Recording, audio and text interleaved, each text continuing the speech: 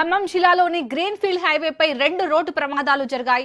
Tallada Chennur greenfield హైవేపై water tanker కారులు ఢీకొనగా వైరా గ్రీన్ఫీల్డ్ హైవేపై మరో 2 కార్లు ప్రమాదానికి గురయ్యాయి. అయితే ఈ ప్రమాదం నుంచి ప్రయాణికులంతా గాయాలతో బయటపడగా ఆసుపత్రికి తరలించారు. పొగమంచు కారణంగా ప్రమాదాలు జరిగాయని వాహనదారులు స్థానికులు చెబుతున్నారు.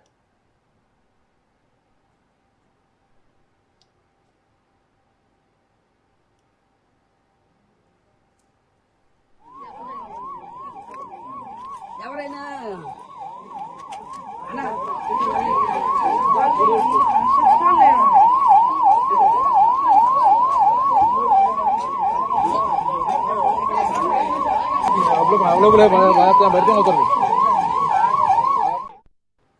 ఖమ్మం జిల్లాలోని గ్రీన్ఫీల్డ్ హైవేపై 2 రోడ్డు ప్రమాదాలు జరిగాయి. తల్లాడ చెన్నూరు గ్రీన్ఫీల్డ్ హైవేపై వాటర్ ట్యాంకర్ కారులు ఢీకొనగా వైరా గ్రీన్ఫీల్డ్ హైవేపై మరో 2 కార్లు ప్రమాదానికి గురయ్యాయి. అయితే ఈ ప్రమాదం నుంచి ప్రయాణికులంతా గాయాలతో బయటపడగా ఆసుపత్రికి తరలించారు. పొగమంచు కారణంగా ప్రమాదాలు జరిగాయని వాహనదారులు స్థానికులు చెబుతున్నారు.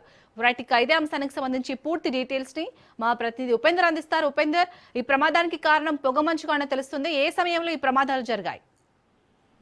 ఓకే శాలిని, ఇప్పటికే అటు పొగమంచు కారణంతో ఖమ్మం జిల్లాలోని తల్లార ఇటు చెన్నూరు మధ్యలో ఉన్నటువంటి ఏదైతే ఖమ్మం దేవరపల్లి గ్రీన్ఫీల్డ్ హైవే అయితే 2 వేరు రోడ్డు ప్రమాదాలు అయితే చోటు చేసుకున్నాం. ఈ ప్రమాదాల్లో ఇప్పటికే 3 వ్యక్తులకు తీవ్ర గాయాలు కాగా మరో 6 వ్యక్తులకు స్వల్ప గాయాలు కూడా అయిన పరిస్థితి కనిపిస్తుంది. అయితే మొదట జంగారెడ్డిగూడెం వైపు నుంచి హైదరాబాద్ తెల్లవారుజామున వెళ్తున్నటువంటి కారు ఎదురుగా వస్తున్నటువంటి వాటర్ ట్యాంకర్ లారీని అయితే అతివేగంగా ఢీకొట్టింది. ఈ ప్రమాదంలో కారులో ప్రయాణిస్తున్నటువంటి 3 వ్యక్తులకు కూడా తీవ్ర గాయాలయ్యాయి.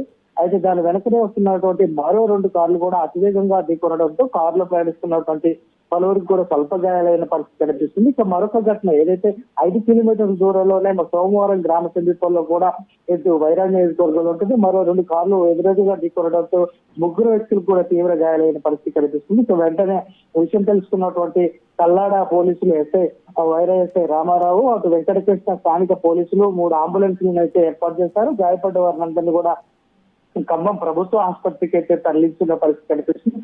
ఏదైతే ఖమ్మం దేవరపల్లి గ్రీన్ఫీల్డ్ హైవే రహదారి పూర్తిగా ప్రారంభం కాకముందే 2 రోడ్డు ప్రమాదాలు జరగడంతో కూడా అటు వాహనదారులు కావచ్చు, అటు విధంగా చుట్టుపక్కల గ్రామాలు కూడా కొంత ఆందోళన చెందుతున్న పరిస్థితి కనిపిస్తుంది. అయితే ఉదయం తెల్లవారుజామున పొగమంచు కారణంగానే ఈ ప్రమాదం జరిగిందని చెప్పేసి అయితే వాహనదారులు అయితే చెప్తున్నారు. దీంతో ఎటు ప్రాణ నష్టం జరగకపోవడంతో పెద్దగా వాహనదారులకు ఊపిరి పీల్చుకున్న పరిస్థితి కనిపిస్తుంది.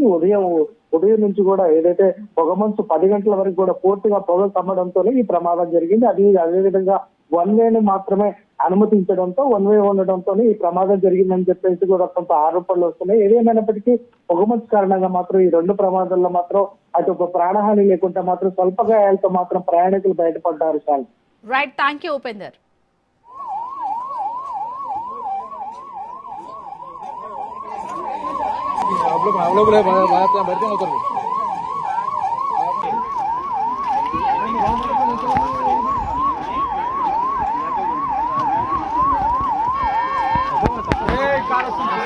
Hey,